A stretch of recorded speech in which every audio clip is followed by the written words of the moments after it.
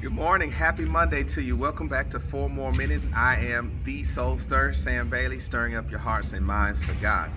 Just want to thank you again for joining us as we kick off another week. I appreciate all of you who continue to share these messages as you are a part of what God is doing and a part of putting positivity, inspiration, motivation, and encouragement out into the world. Today, I want to talk about something that I think is necessary and vital. And I want to talk about being recruited. And what I mean by that is, and there is a level of excitement to being recruited, but then there's sometimes where being recruited is needed and necessary and normal, but then there's other times where being recruited can be detrimental to your own life. And I'm going to explain the two different ways, and sometimes we don't realize it. The enemy is always recruiting for his army. That means people who are there to deconstruct the lives of others, people that are there to bring down others, people that are there to destroy others, to talk about others. And be careful. Never let anybody recruit you to be an enemy of their enemy. And sometimes we do that, right? If somebody doesn't like somebody, they recruit you and they start telling you about that person, their experiences with that person before you've even got a chance to know that person. So you like a person that you've never met, or you don't like a person that you don't know. And that's not right. And the enemy works like that. So don't allow yourself to be recruited for evil, for division, for strife, for hatred. Don't allow yourself to be recruited to negativity and despondency. Don't allow yourself to be recruited to those things. But when you're recruited to do something positive, like share 4 More Minutes, to be a part of something great, to be a part of a ministry or a service, like be a part of it and do it. You know, when I was recruited out of high school and I got letters to different colleges to play ball, and it was an exciting thing to realize that somebody wants you, right?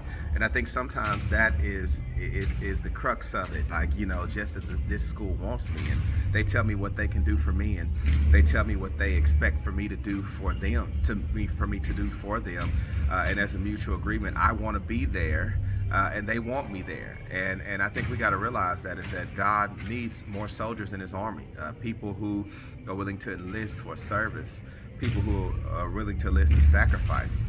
As I said last night, people who are willing to put God first, then others, then me.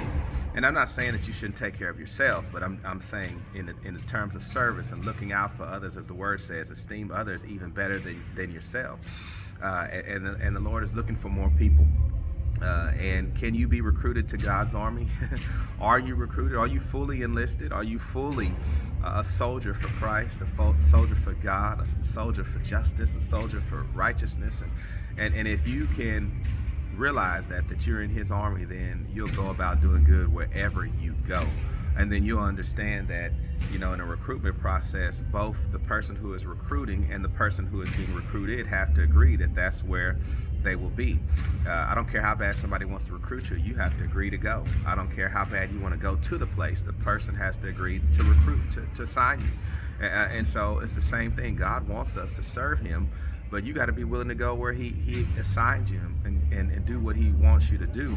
Don't be recruited to all that evil stuff, to all of that hatred, to all that strife, and all that vindictiveness, all of the things that divide us. And never again join forces with folks who just want to put other people down.